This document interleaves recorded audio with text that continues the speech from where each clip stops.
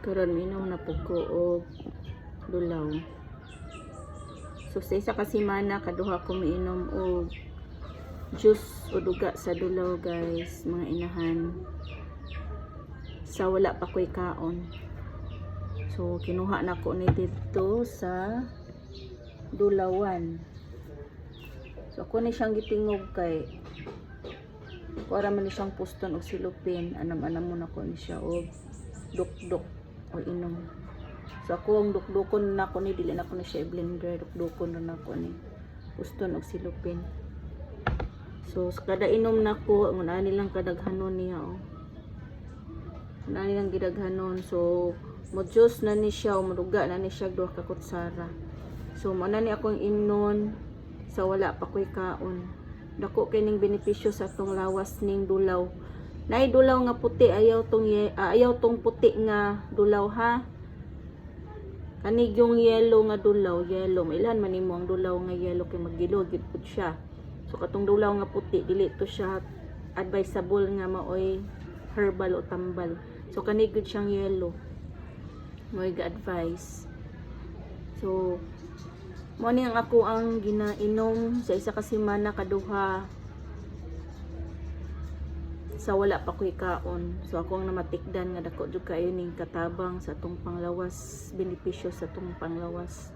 Tungod kay labi na diri sa bukid wa ta kabalo kung sa ato ang sakit sa ilalom sa atong lawas. So kani siya mo heal sa ilalom sa ato ang sakit-sakit sa ilalom sa ato ang ginhawaan o sa lawas. So dako kay ni katabang nako kay labi na nga ako nakaagi na og operasyon sa mayuma. So mo ako ang ginainom. Ako na matikdan nga dako jud kay tabang ni kanako ang dulaw nga yellow o dalag nga dulaw. Ang kuan ani ang lami mura siya lang to pero maanad ramang kabi inig-inom nimo ani murag lain og lami kay murag ganto lang to mo pignit lang kagamay nga asukal butang sa imong dila, imong mabati ang katong juice nga dulaw nga mo kuyanap sa imong ginhawaan diri sa ilalom sa imong lawas. So naras palibot ang atong herbal nga mga tambal, mga inahan. Kugihan lang ka mo mangalap o manguha sa mga herbals tong palibot daghan kaayo sama ani nga dulaw.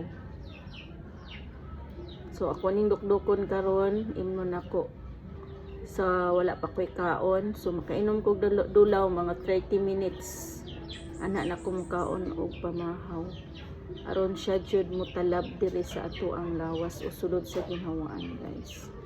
So ako na ning dukdukon karon guys, kamainom ko kay mamahaw ko after 30 minutes sa pag-inom. So dali ra ninyo makit-an, pwede mo palit mo sa market, merkado, sa bagsakan. Napo na diri sa atong palibot sa mga malubinan, kasagbutan ay mga dulaw. Katong dalag nga dulaw, ayaw tong puti guys. Mga inahan, ayaw tong puti ha, dalag nga dulaw. So ang uban mo inom siya powder nga dulaw, pero ako wala ko mo inom atong powder nga dulaw. Kay gusto nako pure gyud siya. Fresh gyud ni siya, gikan gyud ni siya sa punuan bago pa na akong kalot. So pure and fresh gyud ni siya nga dulaw. So ako na ni siyang dukdukon kay imno na ako karong buntaga. Thank you kayo sa paglantaw. God bless sa tanan, labi na katong mga inahan sa kanuning panabang. God bless you all.